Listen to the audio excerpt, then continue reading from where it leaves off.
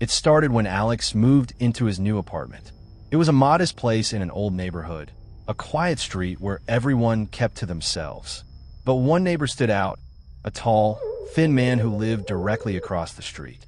He was always there, standing at his window, watching. At first, Alex brushed it off. Maybe the guy was just nosy. Maybe he was lonely. But days passed, then weeks, and every time Alex glanced out his window, morning, afternoon, even in the dead of night, the man was there. And his eyes never moved, never blinked. Alex started to feel uneasy. He tested his theory. He'd sit by his own window, pretending to read a book, occasionally glancing up. The man never left, never turned away, never so much as flinched. One night, Alex tried something different. He lifted his hand in an awkward wave. Nothing. No response. Then, the next night, he took out his phone and snapped a picture through the blinds. The flash went off by accident. And for the first time, the man moved, not to leave, not to react with anger, but to tilt his head, slightly, as if acknowledging the attention. Alex showed the picture to his best friend, Mark, hoping for some kind of rational explanation. Maybe he's blind, Mark suggested, or maybe he's got some kind of medical condition. That theory made sense, but it didn't explain what happened next. That night, Alex dreamed of the man, not as a distant figure behind a window, but standing in his own apartment, leaning over his bed. In the dream, the man's face was frozen in a vacant, unblinking stare. His breath was silent, heavy. Alex woke up in a cold sweat. The feeling of being watched hadn't left him. Slowly, hesitantly, he turned toward his own window. And there he was, closer now, no longer in his own apartment across the street, but standing beneath the flickering streetlight, still watching. That was the breaking point. Alex decided to file a report. The police were skeptical, but agreed to check it out. A couple of officers knocked on the man's door. No answer. After a while, they let themselves in. Minutes later, they walked out, looking confused. The apartment was empty, completely abandoned. No furniture, no signs of life. Dust covered the floors, thick as if no one had stepped foot in there for years. And yet, the neighbors confirmed it. They had seen the man too, the same man, for years. Alex tried to move on. He forced himself to believe the man had been some kind of drifter, maybe sneaking into an empty apartment to live unnoticed. It was the only thing that made sense. But deep down, he knew that wasn't the truth. Because the next night, when he looked out his window, there was something still there. Not the man, but his shadow. A human-shaped darkness cast against the wall of the empty apartment across the street. Even though there was nothing there to create it. It shouldn't have been possible. But every night, at the same time, the shadow appeared. Unmoving, unchanging, watching. And one night, just before Alex pulled his blinds shut for good, the shadow moved. It lifted a hand and waved. Some people say ghosts are the remnants of those who have passed. Others believe they are echoes, memories imprinted onto a place, playing over and over. But what if some things never truly die? What if, instead of fading away, some shadows learn to wait, watching, observing, until the day they no longer need a body to see? So, if you ever notice a figure watching you from a window, standing too still, never blinking, don't just look away. Because if they disappear, it doesn't always mean they're gone. Sometimes they're just getting closer. It started the first night after he moved in. David wasn't the type to believe in ghosts or urban legends. He was practical, grounded, the kind of person who didn't scare easily. But there was something off about his new apartment. The building was old but well-maintained, a historic brownstone that had been converted into rental units. His neighbor, an older man named Mr. Alden, lived alone in the apartment next door. He seemed pleasant enough, cordial, polite, but distant. He never invited David in, never lingered to chat. That wasn't the strange part. The strange part was the door. A single wooden door inside Mr. Alden's unit, always locked. David first noticed it when the old man left his apartment door cracked open one evening, just enough for David to glimpse inside. The layout was nearly identical to his own. A small living space, a galley kitchen, a single bedroom. But unlike David's unit, there was one extra feature, a door at the end of the hall. A door that didn't belong. Something about it seemed wrong. It wasn't just that it was locked, it was how it was locked. The deadbolt was massive, industrial, and not just one but 3 separate locks sealed the door shut. Scratches marred the wood around the edges, as if someone, or something, had tried to claw its way out. That night, the sounds began. It was past midnight when David first heard it. A faint scratching noise, rhythmic and slow, coming from the other side of the shared wall. It was subtle at first, like the sound of nails lightly dragging across wood. He told himself it was nothing. The building was old.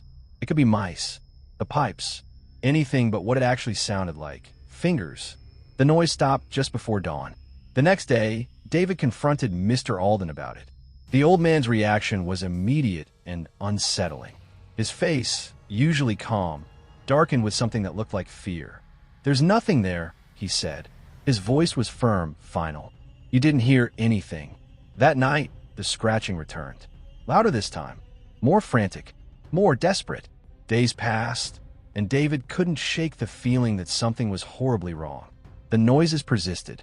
They weren't every night, but often enough that sleep became impossible. Sometimes it was scratching. Other times it was a low, muffled whisper. The worst nights were when he heard breathing. Shallow, ragged, just beyond the wall. One evening, he made up an excuse to visit Mr. Alden, offering to lend him a toolbox. He just wanted another look inside. But when the old man opened the door, something was different. The locked door was reinforced. Metal brackets had been bolted across it, and a heavy chair wedged beneath the handle. A faint, sickly smell leaked from the seams, something stale and rotting. The scratches on the wood looked fresher than before. "Please, David." Mr. Alden's voice was barely a whisper. "Leave it alone." That was the night David made his mistake. He awoke to a sound unlike any before. A thud, then another, and another. Something was slamming against the shared wall, rattling it so hard the picture frame shook. Then came the screaming. It was inhuman, guttural, a sound of pure agony, as if something was trapped inside, something that shouldn't have been alive. Then the scratching returned, but this time it was coming from inside his own apartment. David bolted upright, his breath caught in his throat. The sound wasn't behind the wall anymore. It was coming from his closet. With shaking hands, he reached for the closet door. The second he touched the knob, the sound stopped. Silence. Heavy. Waiting. Then 3 slow, deliberate knocks from the other side. He didn't open the door. The next morning, David found Mr. Alden standing outside, staring at his apartment door. The old man looked exhausted, his eyes sunken and red. "It likes you," he said hoarsely. David demanded answers. What was behind that door? What had tried to get into his apartment? Mr. Alden hesitated before finally speaking. "My wife," he whispered, "or what's left of her." That was the last conversation David ever had with him. A week later, Mr. Alden was gone. Moved out overnight. No warning, no forwarding address. The apartment sat empty for months before new tenants moved in. David never told them what happened. He never told them about the scratching, or that sometimes, late at night, he still hears the breathing. It started off subtly. Adam and Lisa had just moved into their new suburban neighborhood with their 6-year-old son, Oliver. Their home was everything they dreamed of, spacious, quiet, and nestled within a friendly cul-de-sac where everyone seemed welcoming. The first time they met their new neighbor, Mr. Doyle, he was polite, too polite. His words were rehearsed, his smile unwavering. But something about his demeanor put Lisa on edge. He introduced himself, but never mentioned a wife, children, or family. Just, "I live alone." At first, they thought nothing of him. That is, until the similarities began. It started with a grill. Adam had purchased a sleek, high-end grill for their backyard, excited for summer barbecues. Not even a week later, he noticed an identical one on Mr. Doyle's patio, down to the exact model. "Guess he has good taste," Adam joked. Then came the car. Lisa had always wanted a blue SUV, and after months of saving, they finally got one. But only days later, their neighbor pulled into his driveway in the exact same car. Same color, same model, same everything. Maybe it's a coincidence, Lisa told herself, though unease crept into her thoughts. Things got worse when it came to their home decor. Adam and Lisa had spent weeks picking out the perfect furniture: a rustic oak dining table, a navy blue sectional, a specific kind of light fixture. But when Lisa went over to drop off a wrongly delivered package, she froze. Through the slightly open front door, she caught a glimpse of Mr. Doyle's living room. It was identical to theirs. The same navy sectional, the same rustic table, the same warm-toned lighting. She backed away quickly, heart pounding. That night, she told Adam, and they both agreed. It was unsettling, but maybe it was all still a coincidence. Maybe, but then it became personal. Oliver had been begging for a dog, and after much debate, they adopted a golden retriever puppy named Max. He quickly became part of the family, bounding through the house and curling up at Oliver's feet each night. 2 weeks later, Mr. Doyle got a golden retriever. The same breed, the same name. It was no longer just imitation. It was something worse. Lisa had had enough. The next evening, she walked over and knocked on Mr. Doyle's door. When he opened it, that familiar, unsettling smile greeted her. "Mr. Doyle," she started, "I couldn't help but notice that, well, you seem to be copying a lot of things we do." His smile didn't waver. "Oh, how so?" Lisa took a breath. The furniture, the car, the dog, even his name. For the first time, something flickered in Mr. Doyle's expression. A shift, a crack. And then, softly, he said, "I don't know what you mean. I was here first." Lisa's stomach twisted. "What?" Mr. Doyle took a step closer. "I've always been here. You're the ones who are new. Maybe you're the ones copying me." Lisa backed away, heart hammering. She turned and rushed back to her house, locking the door behind her. That night, they tried to shake it off, but a deep unease settled in. Adam double-checked the locks. Lisa closed the blinds. And Oliver, young and blissfully unaware, hugged Max tightly as he fell asleep. But then came the sounds. Scratching, tapping, not at the doors, but at the windows. Adam peered outside, and his blood ran cold. Standing in the dim glow of the streetlight was Mr. Doyle. He wasn't facing them. He was facing his own home, where his reflection gleamed in the dark glass. Except, it wasn't his reflection. It was Adam's. That was the final straw. The next morning, Adam and Lisa packed their things and left, breaking their lease, leaving behind the home they had loved, because no home was worth what they had experienced. But before they left, Lisa glanced at the house one last time. And there, in the window, was Mr. Doyle, standing perfectly still, watching them. And next to him, another figure. Lisa gasped. It was her, a perfect copy, smiling that same unwavering smile. To this day, they don't know what Doyle was. A stalker? A doppelganger? Something else entirely? But one thing is certain. Some neighbors don't just want to live next to you. They want to be you. So the next time you see a stranger adopting your habits, your style, even your pet, ask yourself, is it admiration? Or is it something much, much worse? Because sometimes the scariest monsters aren't the ones hiding in the dark. They're the ones standing right outside your window, wearing your face. It started quietly at first, just a faint melody carried on the wind. Most people assumed it was just a neighbor coming home late or a night owl walking their dog. But what made it strange was the consistency. Every night, same time, same eerie tune. At 3 a.m., without fail, the whistling would begin. It wasn't a cheerful tune or a recognizable song. It was something stranger. The notes felt wrong, off-kilter, as if played in a minor key that didn't quite fit into any known melody.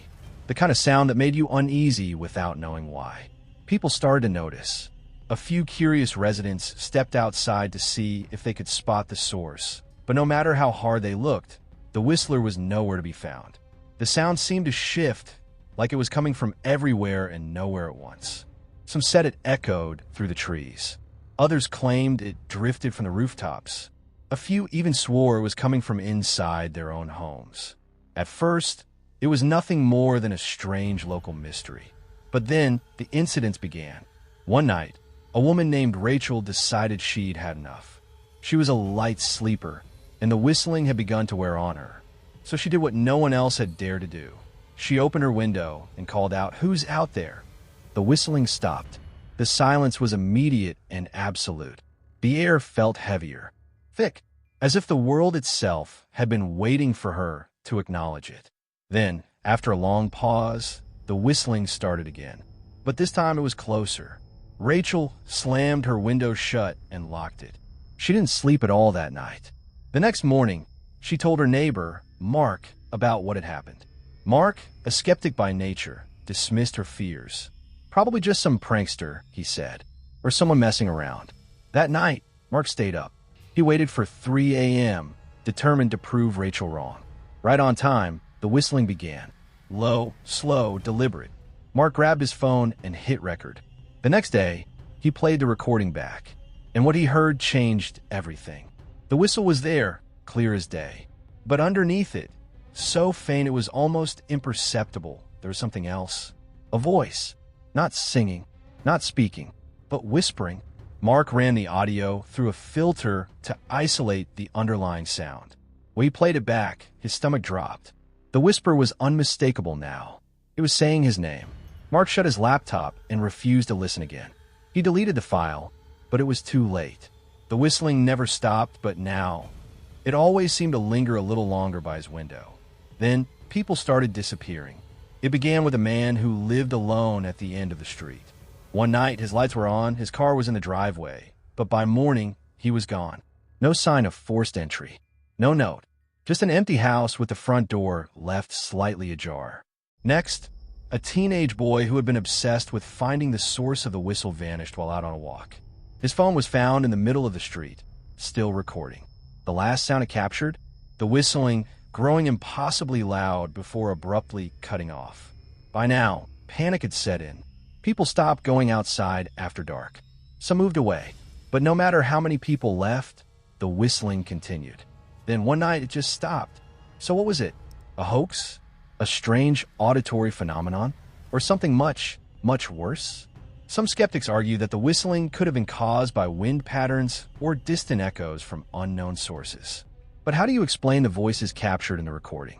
And how do you explain the disappearances? Others believe it was an urban legend that got out of hand, a case of mass hysteria. But those who lived through it insist it was real. They still remember the sound. Some even claim that every once in a while, in the dead of night, if you listen closely, you can still hear it. And then there's the final, most disturbing theory. A few locals believe the whistler wasn't someone at all, but something. An entity, an ancient force, older than the town itself. Some have connected it to folklore about spirits that call people's names in the dark. Spirits that mimic sounds to lure their victims out. Spirits that never stop once they've chosen you.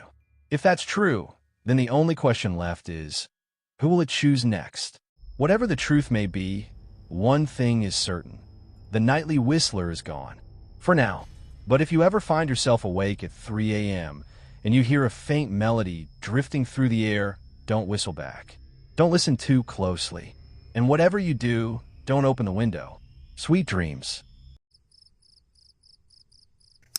Claire had lived in her quiet suburban neighborhood for nearly 5 years. It was an average community, neatly trimmed lawns, friendly neighbors who waved, but never pried. Safe, comfortable, predictable, except for the house across the street.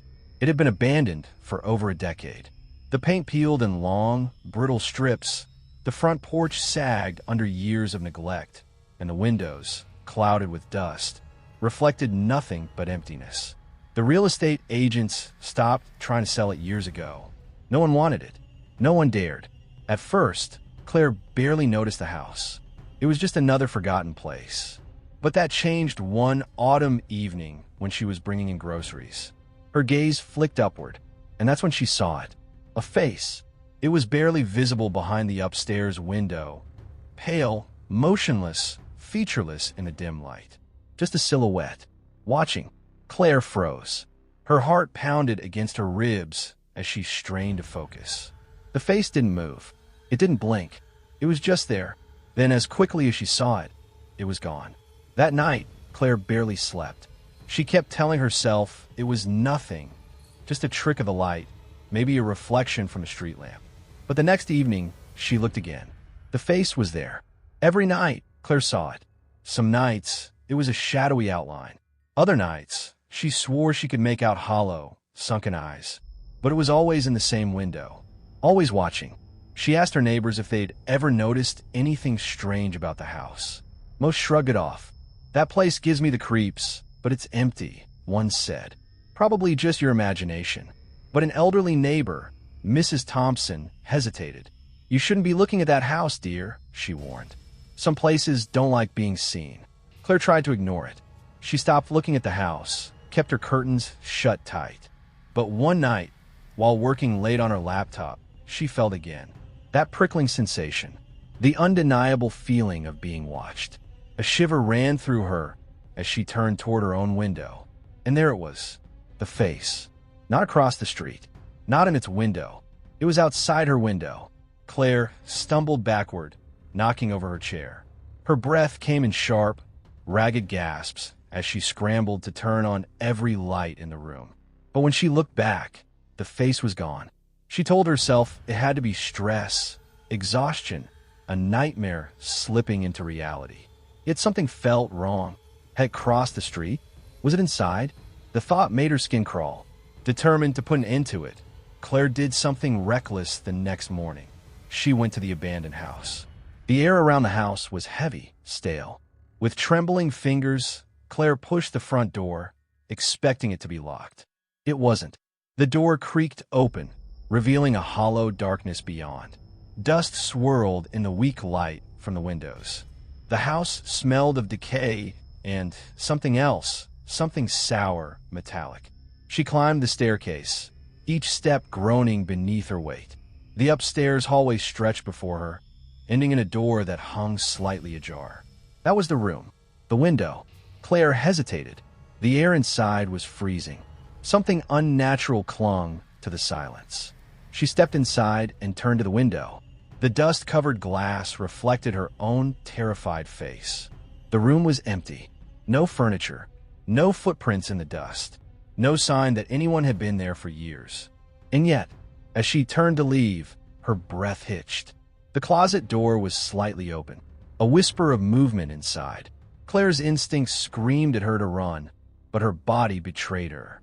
With slow, jerky movements, she reached out and nudged the door open. The closet was empty, except for a single, dusty mirror leaning against the back wall. A mirror that did not reflect her own image. Instead, it showed the face. The one from the window. Hollow, watching, waiting, and then it smiled. Claire stumbled backward, her breath coming in short, sharp gasps. She fled down the stairs, barely aware of the way the floorboards creaked. Too many footsteps following behind her. She never looked back. She never spoke about it again. She moved out of the neighborhood within the month. But the house remained, and sometimes late at night, when a moonlight hits just right, neighbors still see a face in the upstairs window. Watching, waiting, for someone to look back. What did Claire see? Was it the spirit of someone who had lived and died in that house? A lingering presence, trapped behind glass? Or was it something else entirely? A reflection of something that shouldn't exist? Some stories suggest spirits attach themselves to places of tragedy. Others believe that mirrors and windows are gateways, glimpses into something else. One thing is certain, some places don't like being watched, and some faces never leave. If you enjoyed this story and want to hear more chilling true horror, make sure to like, subscribe, and hit the notification bell. Because here at 13 o'clock, the horror never sleeps. Until next time, keep your curtains closed. And whatever you do, don't look back. They arrived in the dead of night. No moving trucks, no loud conversations, no slamming doors, just a car pulling into the driveway, its headlights casting long, eerie shadows against the house next door. The family stepped out, 2 parents and a child, their faces unreadable in the dim glow of the streetlights. And then silence. At first, it wasn't alarming. Neighbors come and go all the time. Some people keep to themselves. But as days turned to weeks, a chilling realization settled over the neighborhood. The new family never made sound. No footsteps on the porch. No murmured voices through the walls, not even the creak of a floorboard. Then, one night, a whisper drifted through the darkness, soft, barely audible, but unmistakably real. Right outside the window. "Can you hear us now?" For Jacob Reynolds, it started as nothing more than a curiosity. He was used to neighbors making noise, lawnmowers humming, doors slamming, kids shouting as they played. But when the family next door moved in, their home remained eerily quiet. Not just in the way a house might be when its occupants were sleeping, but as if no one lived there at all. It was an older home, 2 stories with an attic window that always seemed to be slightly ajar. The family, husband, wife, and their young daughter, were polite enough when seen in passing. They'd nod in acknowledgement, but never speak. Their lips would curve into vague, distant smiles, yet their eyes never quite met his. Jacob didn't want to pry, but something about them unnerved him. Late at night, when the neighborhood was still, he'd sit on his porch with a drink, listening for any sign of life next door. Nothing. No TV flickering against the curtains. No distant murmurs of conversation. No sound of footsteps on stairs. One evening, as he took his trash out, he caught sight of the little girl standing at her window. Her pale face was barely illuminated by the porch light, her expression blank, unblinking. He raised a hand in an awkward wave. She did not respond, just stood there, watching. Jacob tried to shake it off, but the feeling of being watched lingered long after he'd gone inside. Weeks passed, and the silence became suffocating. The other neighbors noticed, too. Mrs. Cartwright from across the street whispered about how unnatural it was, how even the best-behaved children make some noise. Mr. Holloway, the retired postman, mentioned that in all his years of delivering mail, he had never once seen the family open their front door to retrieve it. Then there were the lights. Every evening, at precisely 7:13 p.m., the house would go dark. Not gradually, as if someone were turning off lights before bed, but all at once. An entire home swallowed in darkness in a single second. And it remained that way until morning. Jacob couldn't let it go. One night, just past midnight, he walked outside and stood on his lawn, staring at the house. The attic window, the one that was always slightly ajar, seemed wider than usual. A deep, black void staring back at him. He took a step closer, and then he heard it. A whisper, right outside his bedroom window. "Can you hear us now?" Jacob's blood ran cold. He turned sharply, his pulse hammering in his ears. The voice had been barely more than breath against the wind, but it was unmistakable. Something was speaking to him. Heart pounding, he backed toward his front door. Just before stepping inside, his eyes flicked toward the neighboring house one last time. The little girl was standing at the window again. But this time, she wasn't alone. Behind her, shadowy figures loomed, their indistinct shapes pressing against the glass.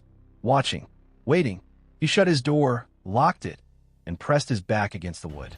Silence. Nothing but the faint hum of the refrigerator in the kitchen. He exhaled shakily, trying to convince himself he had imagined it. But when he checked his phone, a new message was waiting for him. No number, just a single line of text. "You heard us." From that night on, things escalated. Jacob began hearing noises, not from the silent house, but inside his own. Whispers in the hallway when he was alone. Soft creaks of unseen footsteps in the dead of night. Shadows that flickered in his peripheral vision, but vanished when he turned to look. The neighborhood grew uneasy. One by one, residents began complaining about strange occurrences. Mail disappearing, pets acting terrified, a sense of being watched. And then, the Holloways, the family on the other side of the silent house, vanished overnight. Their cars remained. Their lights were still on. But the house was empty. Jacob tried to call the police, but when they arrived, they found no signs of forced entry. No struggle, just an abandoned home filled with untouched belongings and a single open window. The attic window next door. Unable to take it any longer, Jacob decided to investigate. Under the cover of darkness, he approached the silent house. The air was thick, heavy with an unnatural stillness. He tried the front door. Locked. The windows, curtains drawn tight. But as he rounded the back of the house, he noticed something strange. The basement door stood slightly ajar. Summoning every ounce of courage, he stepped inside. The air was cold, carrying the scent of damp earth and something else, something rotting. As he crept deeper, he saw them. Photographs, hundreds of them, pinned to the basement walls. Each one capturing moments from the neighborhood. Smiling faces, children playing, families enjoying their lives. And then he saw the last row of photos. His own house, his own window, his own sleeping form, taken from outside. Jacob never spoke about what happened next. Not to the neighbors, not to the police. And eventually, he packed up and left without a word. The silent family remained. To this day, no one knows who they are, or if they were ever truly human to begin with. But every so often, when the night is still, a whisper carries through the wind. Can you hear us now? Some mysteries are never meant to be solved. So the next time you notice a house on your street that seems just a little too quiet, listen closely. Because if you do, you might just hear them whisper back, "You heard us." For anonymity, we'll call him Daniel. Daniel had lived in his small apartment for nearly 3 years. The building was old, built sometime in the 1950s, and had a peculiar charm. Creaky floors, flickering hallway lights, and neighbors who kept to themselves. But something had always felt off. Daniel lived on the second floor, right above an older man named Mr. Graves. No one knew much about him. He rarely left his unit and never had visitors. But late at night, Daniel would hear faint noises coming from below, heavy footsteps, dragging sounds, and sometimes a distant rhythmic tapping.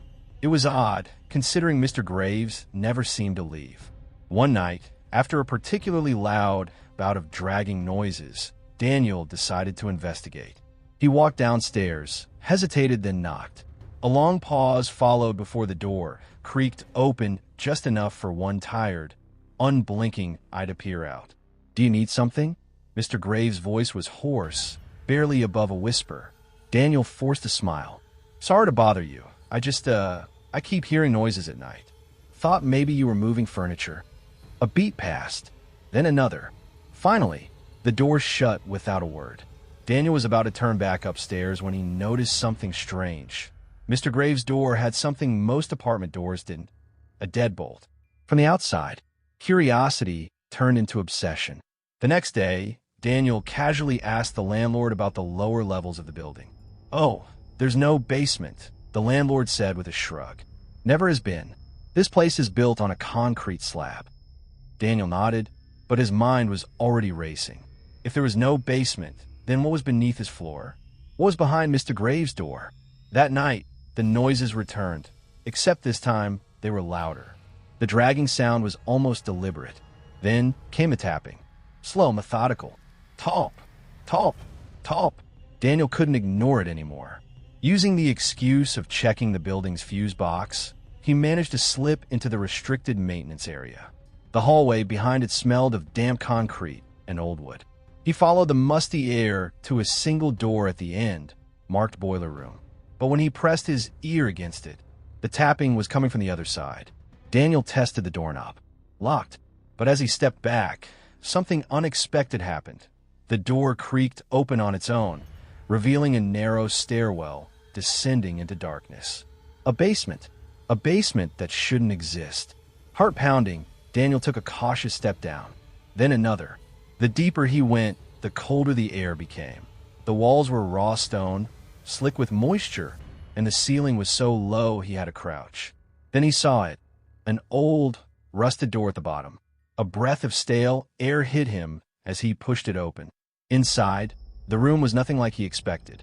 There was no boiler, no storage. Instead, the space was filled with crude wooden cages, each barely big enough for a person to crouch in. The walls were covered in deep, erratic scratches. Some had names carved into them. Some were unfinished. And in the center of the room, a chair. Old, splintered, and surrounded by dark stains.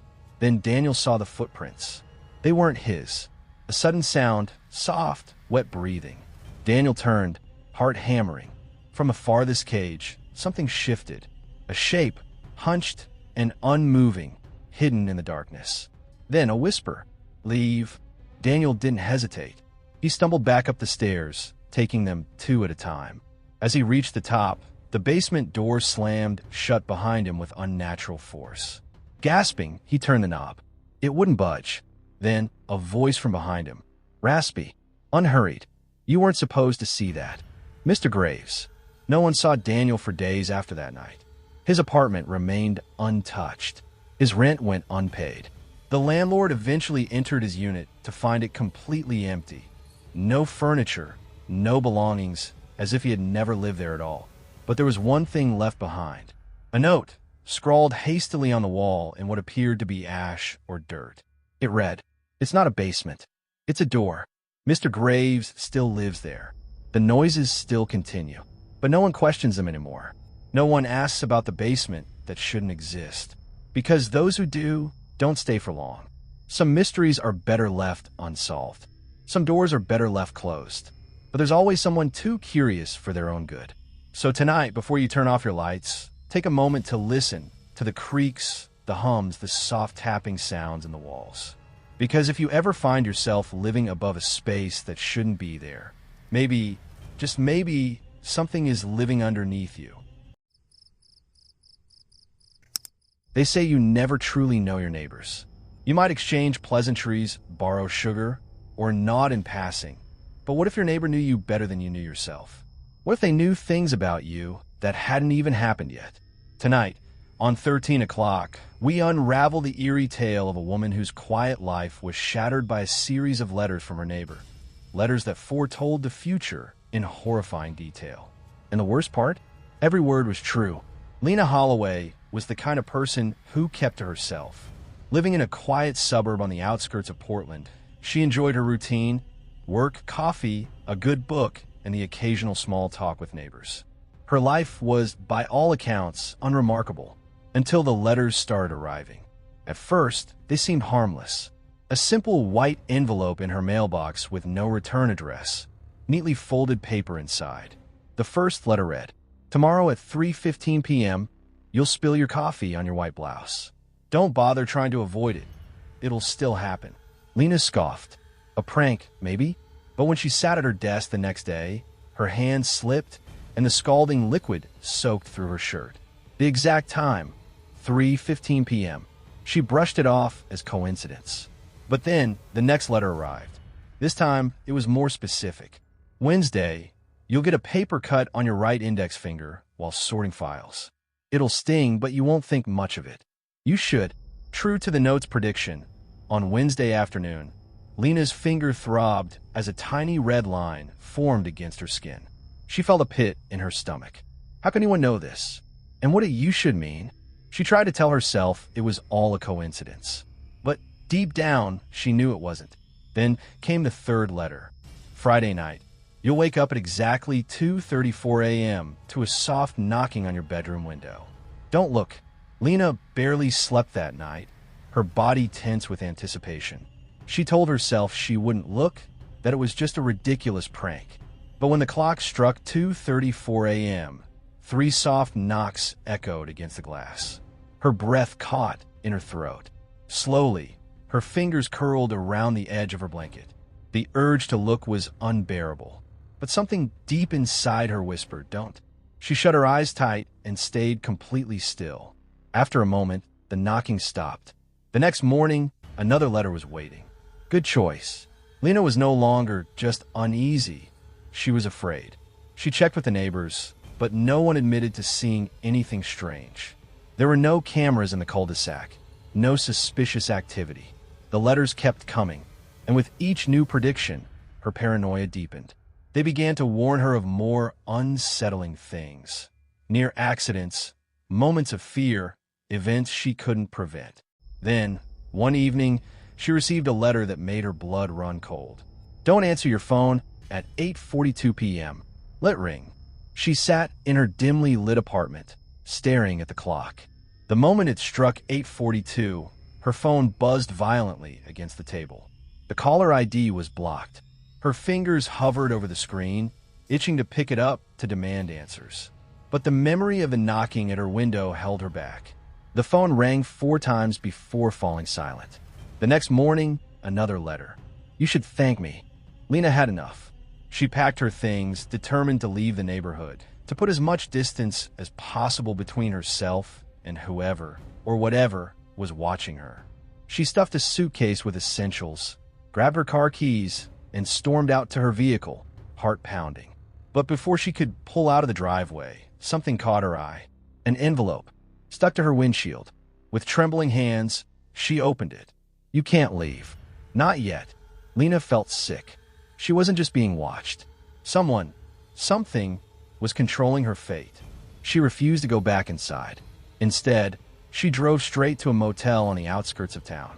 But that night, as she checked into her room, a chilling realization set in. Her name was on the reservation, but she had never called ahead. And then, at the front desk, a white envelope was waiting for her. The clerk handed it over with a puzzled look. "Someone dropped this off for you earlier today." Lena's hands shook as she tore it open. "Welcome to your new home." She looked around, scanning the dimly lit lobby, searching for anyone that felt out of place. But she was alone, or so she thought. So what exactly was happening to Lena? Was this some elaborate psychological torment, a supernatural force dictating her life? Or was something even worse? The concept of knowing too much has always been a terrifying one. We like to believe we have control over our choices, our future. But what if our fate was already written? What if someone or something could see every turn before we even took it? The letters weren't just predictions. They were warnings, tests of obedience. And most disturbingly, they were personal. Someone wasn't just watching Lena. They were guiding her. But to what end? Perhaps the most disturbing aspect of this story is its open-ended nature. Was Lena being protected or manipulated? And who, or what, was behind the letters? Maybe she escaped. Maybe she never did. But the next time you receive an anonymous letter, a strange message, or a warning that seems too personal to ignore, remember Lena's story. And whatever you do, don't answer the phone at 8:42 p.m. There's something deeply unsettling about a house that shouldn't exist. A home is supposed to be stable, a fixed part of reality. But what if one day you noticed a house on your street that wasn't there before? A house that seemed to shift, appearing closer or farther away each time you looked at it. What if one morning you woke up and your own house was gone? This is the story of the disappearing house, a tale that blurs the line between reality and something far more terrifying. James Miller wasn't the kind of person who believed in the supernatural. He was practical, logical, and had spent the last 10 years working as a structural engineer. He knew his neighborhood like the back of his hand, every crack in the sidewalk, every oddly leaning street lamp. But one evening, while out on his usual walk, something caught his attention. A house that had not been there before. It wasn't new, either. It looked old, worn down by time. The paint was peeling, the windows dusty, and the front yard overgrown with weeds. The strange part? It stood on a plot of land that had been empty for years, just an abandoned lot, used by the neighborhood kids for games and dog walkers cutting through to the next street. James stopped, staring at the house, his stomach twisting in unease. Had it been built overnight? Was it always there? And he just never noticed? But that was impossible. He'd lived in the neighborhood for nearly a decade. He knew for a fact there had never been a house there. A curtain fluttered in one of the windows. Someone was inside. James told himself he was overthinking it. Maybe the house had been there, and he just forgot. Maybe his memory was playing tricks on him. But the next day, something even stranger happened. The house had moved. It was closer to the street. At first, James thought he was imagining things, but as he walked past, he could feel the difference. The sidewalk that had once been wide was now cramped, as if the house had nudged itself forward. He asked his neighbor, Mrs. Callahan, about it. "Oh, that old thing," she said, frowning. "Been there forever, hasn't it?" James felt a chill creep up his spine. That was impossible. It had never been there before. Each day, the house seemed to shift. It moved closer and closer to James's home, creeping toward him like a predator stalking its prey. His dreams became restless, filled with images of its dark windows, yawning open like mouths. He'd wake in the middle of the night, heart pounding, convinced he could hear footsteps outside his window. But when he checked, there was nothing there. Then, one night, James heard something new. A voice. Soft, distant, but unmistakable. James! His stomach turned to ice. It was coming from the house. That was the night he made a decision. He had to leave. Whatever was happening, he needed to get away from this place before it got worse. He packed a small bag, threw it into the back seat of his car, and set his alarm early to leave at dawn. But when he woke up the next morning, something was wrong.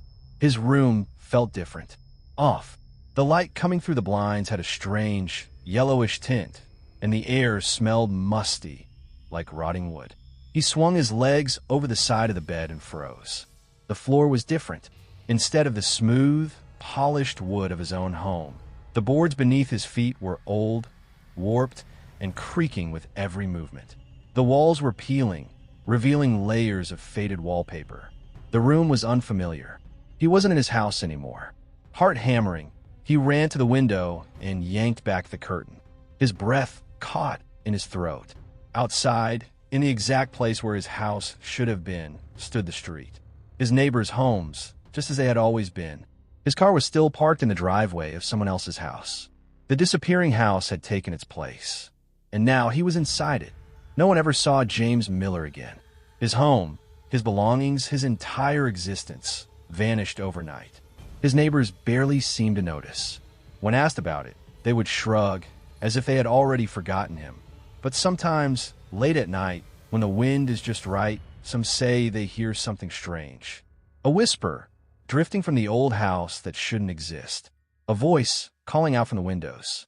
A voice saying, "Help me, stay safe, and make sure your home is still where you left it." Megan and Daniel Harper were like any other young couple, eager for a fresh start. When they found the perfect house on Willow Grove Circle, a secluded cul-de-sac surrounded by towering oak trees, it felt like fate. The price was strangely low for such a beautiful home, but the realtor assured them that the previous owners had moved out quickly for work. "People don't stay long in this neighborhood," she had said, almost absent-mindedly. At the time, they didn't think much of it. The first few days were peaceful. Their neighbors were quiet, almost too quiet. No cars ever pulled out of the driveways, and though curtains would occasionally shift, revealing shadowy figures behind them, no one ever stepped outside. No one, not even to check the mail. It was Megan who noticed it first. She had been sipping coffee by the window when she realized that, despite the neighborhood's pristine lawns and spotless sidewalks, she had never seen a single gardener or trash collector.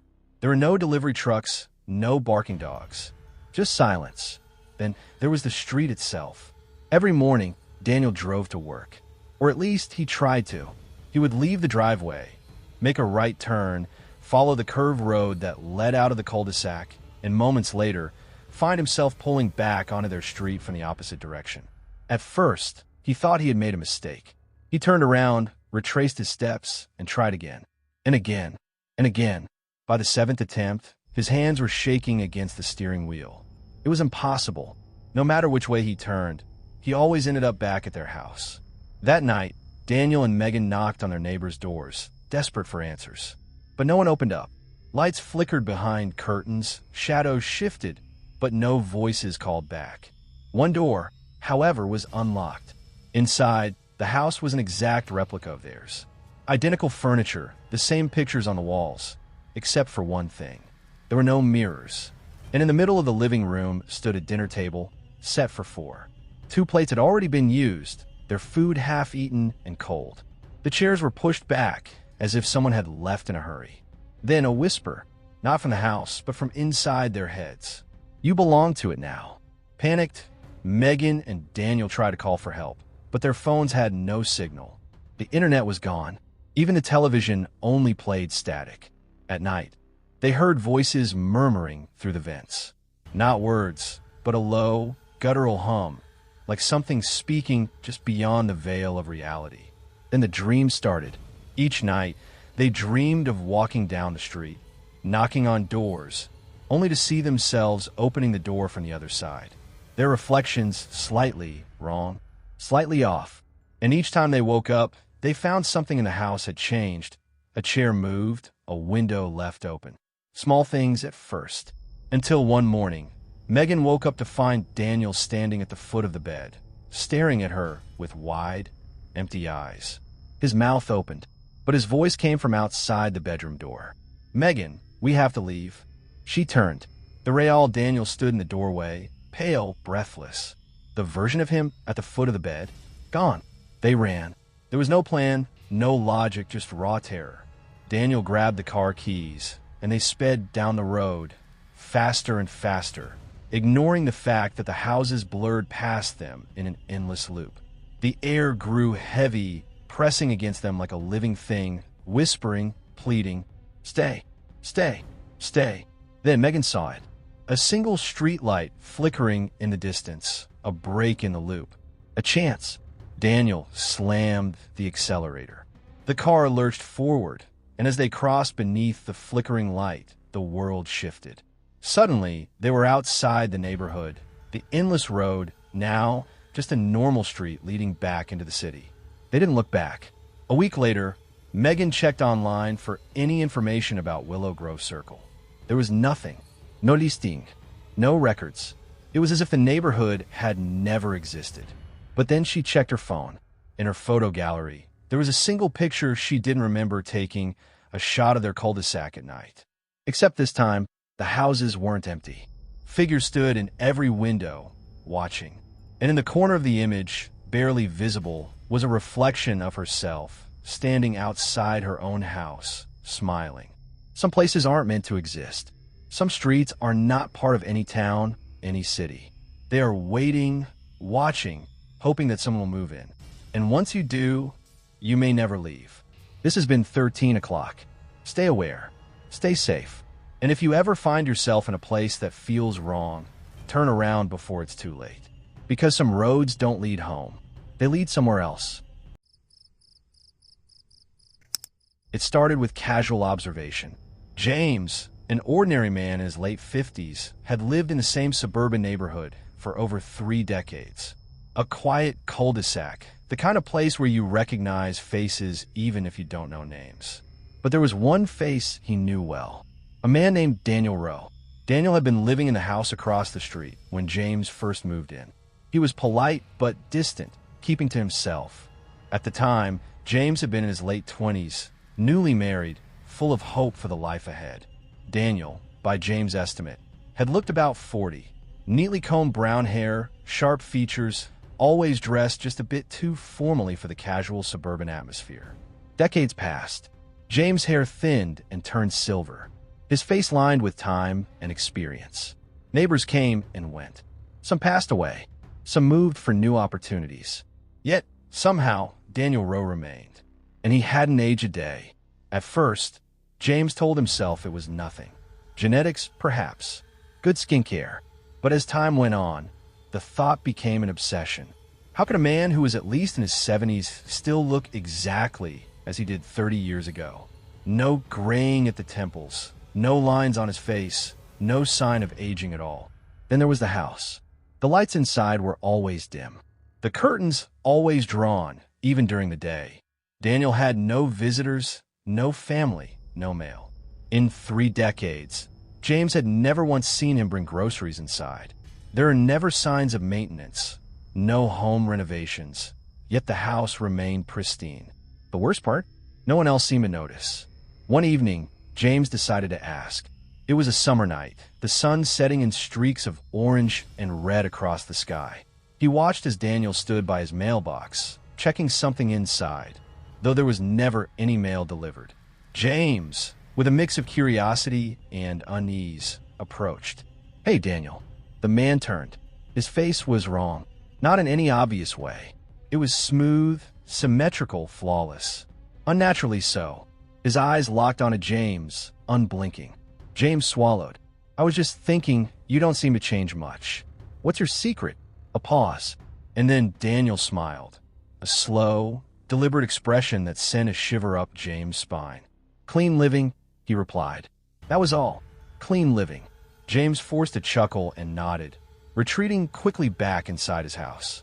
But that night, something gnawed at him, an unease deep in his bones. And then, The nightmare started. James began waking up at odd hours, heart pounding, sheets damp with sweat. He started seeing things in his reflection. It began subtly, a shadow behind him that wasn't there when he turned, a flicker of movement in the corner of his eye. But then his face began to change. His reflection in the mirror was wrong, slightly distorted, blurred at the edges like a photograph fading over time. The more he looked, the more the distortion grew. One night, unable to shake the dread, James did something he had never done before. He watched Daniel's house.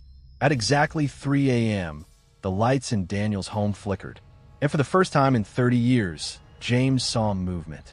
A shadow passed by the window, and then another. Multiple figures, tall, thin, unnatural.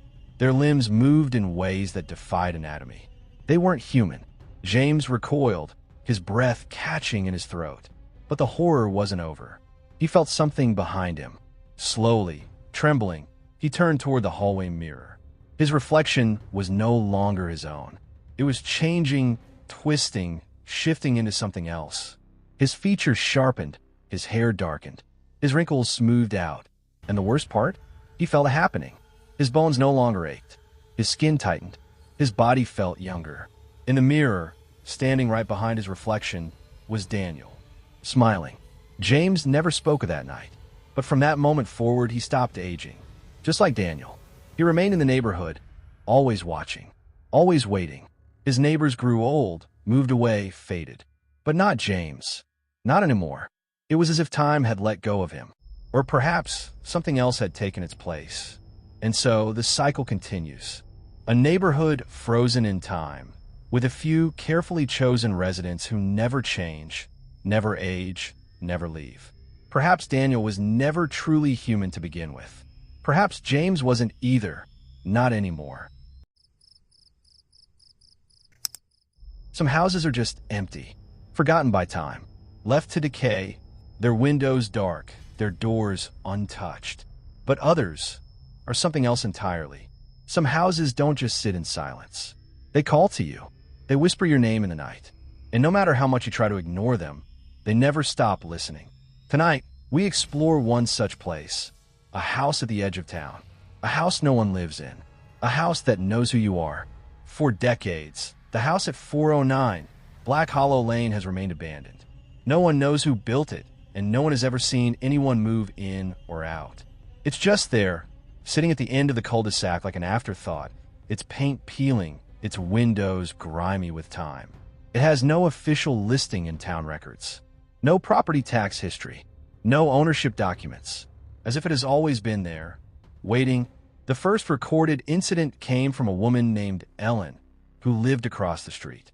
She had grown used to walking past the house every day on her way home from work. It never seemed threatening, just old like so many other forgotten places. But one evening, just as the sun dipped below the horizon, she heard something. A voice. Faint, distant, but unmistakable. Ellen. She stopped in her tracks. The sound came from inside the house, from behind the broken window on the second floor. But the place was empty, wasn't it? Ellen did what anyone would. She looked around, hoping to see someone playing a prank. But the street was silent. The house was silent, until it spoke again. Ellen, come here. Something about the voice made her stomach twist. It wasn't just the sound, it was the way it said her name. Not like a person calling out, not like someone in need. It was soft, insistent, expectant. She ran home and locked the door. But that wasn't the end. Over the next few nights, Ellen couldn't shake the feeling that the house was watching her. Shadows moved in its windows, shapes she couldn't quite make out. She began avoiding it altogether, walking the long way around the block. But the voice followed her. Sometimes it came from behind her, sometimes in her dreams. Then, one night, it said something new. Come inside. There's a phenomenon in psychology known as pareidolia, a tendency of the human brain to find patterns where none exist. Faces in clouds, voices in static. But what if it's not our minds playing tricks? What if some places are designed to be noticed? Could a house, an empty space, somehow become aware of the people around it? More importantly, could it want something from them? Ellen wasn't the only one who heard the voice. Over the years, dozens of residents reported the same thing. Some ignored it, some moved away, but a few went inside. One of them was a teenager named Daniel. Unlike Ellen, he wasn't afraid. He wanted to prove it was nothing. Late one night, he and his friends dared each other to step inside the house. They filmed everything on an old camcorder. Just a joke, something to scare their classmates with. But what they captured was far more terrifying than they expected. The footage showed Daniel stepping through the rotting doorway, his friends laughing behind him. The house was exactly as they thought it would be, dusty, empty, quiet. But then the audio caught something strange. His name, whispered, echoing from somewhere upstairs. The camera shook as his friends urged him to leave. But Daniel grinned and kept walking. He moved toward the sound, up the crumbling staircase, his flashlight beam flickering as he reached the second floor. At the end of the hall, a single door stood open. Inside was nothing but a mirror. Daniel hesitated. He lifted the camera. But before he could react, something changed. The reflection in the glass moved, but Daniel hadn't. His mirrored self was smiling. And then the camera cut to black. Daniel was never seen again. If we assume the house is more than just an empty structure, what is it? A doorway? A trap? Or something worse?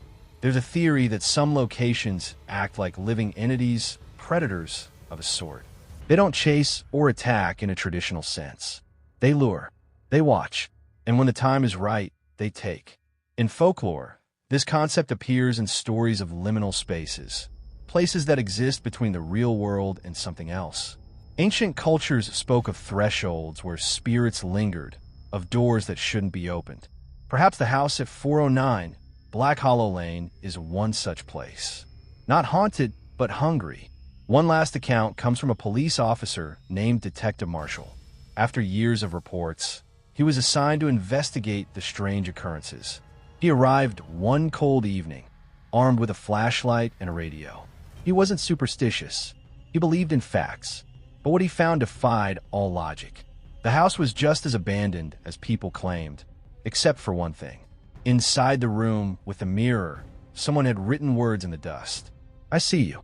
Detective Marshall left that night and never returned. Within a month, he quit the force, moved out of town, and refused to speak about the case ever again. The house at the end of the street still stands. Still empty. Still waiting. Maybe it's just an old building, a forgotten relic of a different time. But if you ever find yourself walking alone at night and hear your name whispered from an abandoned place, ask yourself one thing. Did you imagine it? Or did something finally notice you back?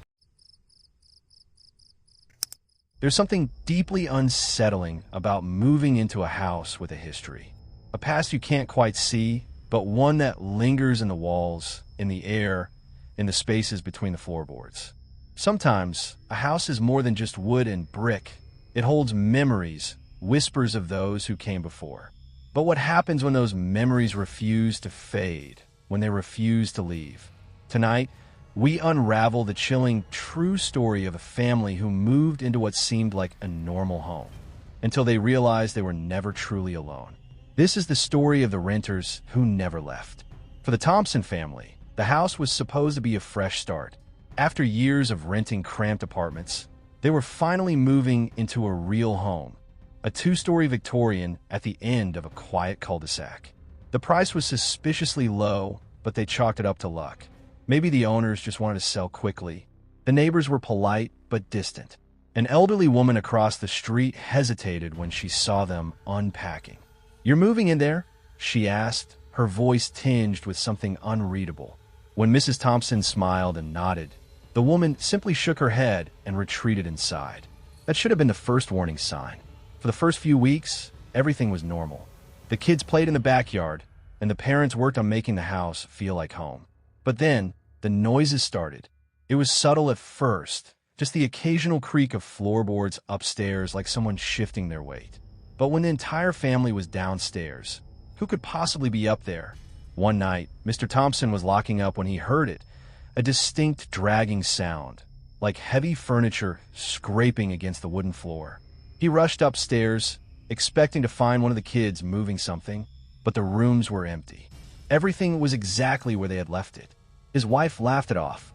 Old houses make noises, she said. It's probably just settling.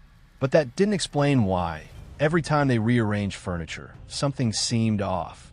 Chairs slightly out of place. A lamp that had been on the left side of the room, suddenly on the right. Small things, but enough to make them wonder if their minds were playing tricks on them.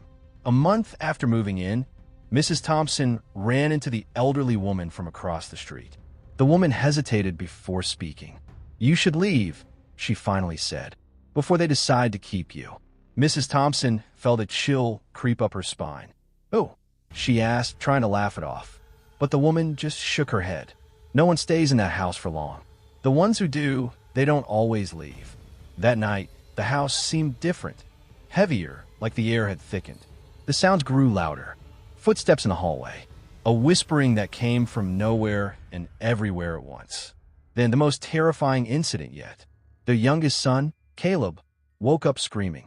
When his parents ran to his room, he was curled up in a corner, eyes wide with terror. "They were in my room," he sobbed. "They were standing over my bed." The Thompsons searched the house. Every door was locked, every window shut. But Caleb refused to sleep alone after that, determined to prove they weren't imagining things.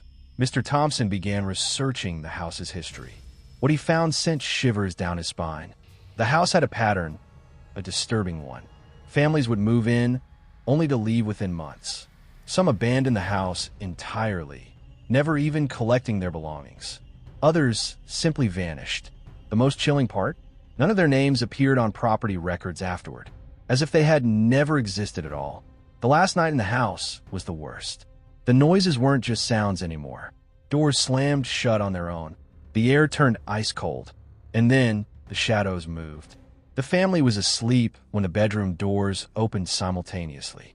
Mr. and Mrs. Thompson woke to see tall, dark figures standing in the doorways. Silent, watching. And then the whispering began. It wasn't English. It wasn't any language they had ever heard.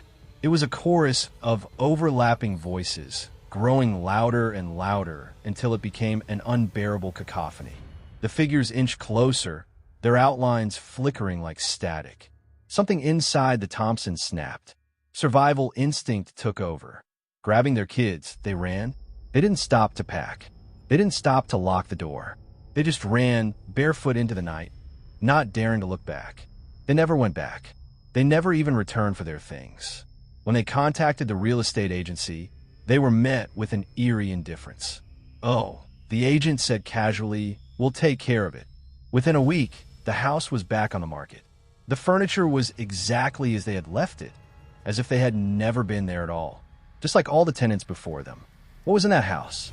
Spirits of past residents? An echo of something older, something that feeds on the people who live there? We may never know, but one thing is certain: some places don't want to be lived in. Some houses hold on to their past, and their past holds on to them. So if you ever find yourself in a home where things move on their own, where whispers creep through the walls, where neighbors look at you with knowing fear, ask yourself, are you really alone? Or have the previous renters simply never left? If you enjoyed this story, don't forget to like, subscribe, and turn on notifications for more chilling tales. And as always, sleep tight, if you can.